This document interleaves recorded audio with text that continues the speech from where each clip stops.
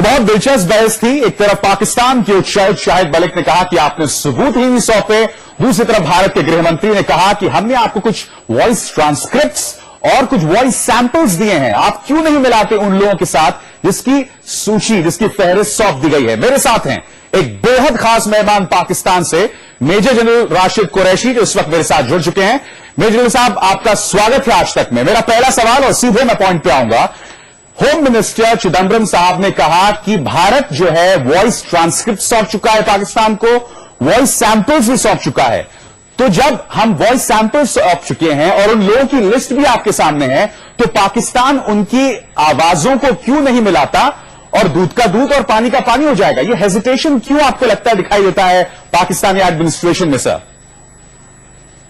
मेरा नहीं ख्याल कोई किसी की तरफ से हेजिटेशन है। फ्रैंकली जो आपने बात अभी की या आपके मिनिस्टर ने की, वो मैं पहली बार ही सुन रहा हूं कि वॉइस सैंपल्स दिए गए और वो मिला के चेक हो सकते हैं।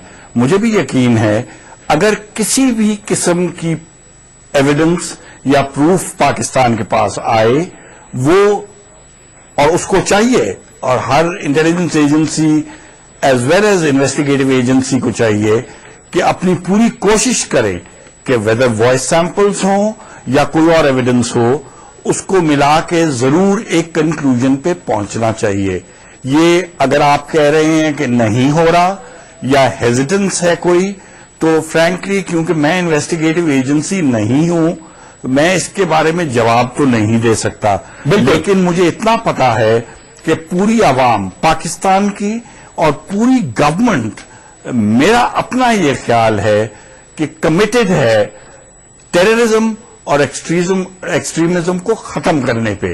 और अगर कोई एविडेंस इस तरह का मिलता है, खा वो भारत की तरफ से हो या किसी और की तरफ से, तो उनको चाहिए अपनी पूरी कोशिश करके, पूरा जोर लगा के नतीजे पे पहुंचे और जो सजा का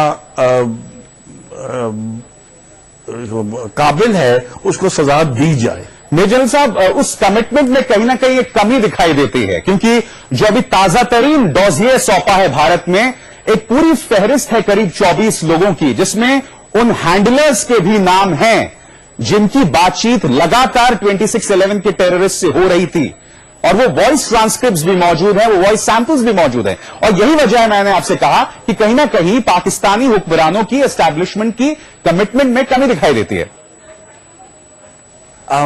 फ्रैंकली अगर मुझे इसके बारे में जरा एविडेंस होता या मैं इन्वॉल्व होता है तो मैं शायद बिल्कुल जवाब दे सकता, लेकिन मुझे कोई वजह नहीं नजर आती कि पाकिस्तान की गवर्नमेंट या पाकिस्तान की इन्वेस्टिगेटिव एजेंसीज जो इतनी मुश्किलात से पाकिस्तान के अंदर ही जो टेररिज्म और एक्सट्रीमिज्म हो रही हैं, जिस तरह आज भी 2 ब्लास्ट हुए, 3 ब्लास्ट को कॉम्बैट करने की कोशिश कर रही है, कि वो हेजिटेट करें। मेरा ख्याल है चलिए मैं राशिद में जानता हूं अभी हुक्मरानों में भारत के खिलाफ भी और पाकिस्तान के खिलाफ भी, और हमें चाहिए मिलके, भारत और पाकिस्तान को मिलके इस चीज को खत्म किया जाए। चलिए, मैं आपकी इस दलील को मानने को तैयार हूं, चूंकि अब आप एस्टैब्लिशमेंट का हिस्सा नहीं है तो शायद कुछ चीजों का आपको इल्म नहीं होगा, मगर मैं एक सीधी से आपसे बात पूछना चाहता हूं। हाफिज सईद, इसको लेकर भारत का दावा है कई सबूत सौंपे जा चुके हैं। चलिए, अगर उस सबूतों पर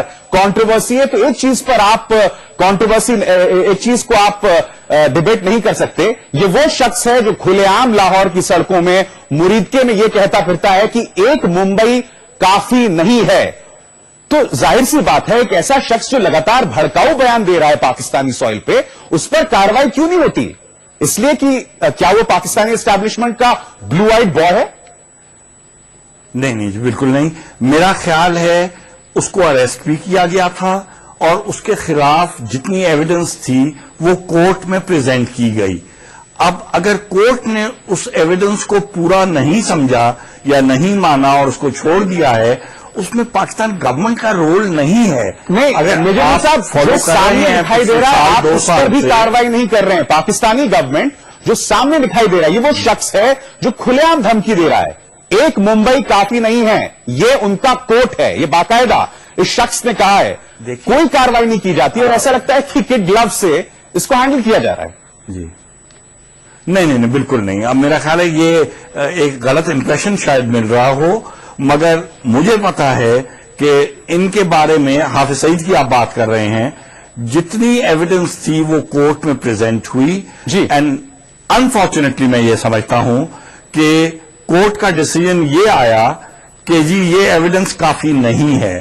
now courts in Pakistan in the last 2 years پوری دنیا کے سامنے وہ یہ کہتے، اور لوگوں سے اگر آپ پوچھیں وہ کہتے ہیں کہ جی بالکل آزاد عدلیہ ہے، وچ ایکچولی مینز کہ وہ بہت کچھ ایسے بھی کام بھی کرتی ہے جو گورنمنٹ کے خلاف ہی لگتا ہے. So therefore I don't find any reason کہ کورٹس اب مل کے پاکستان گورنمنٹ کے ساتھ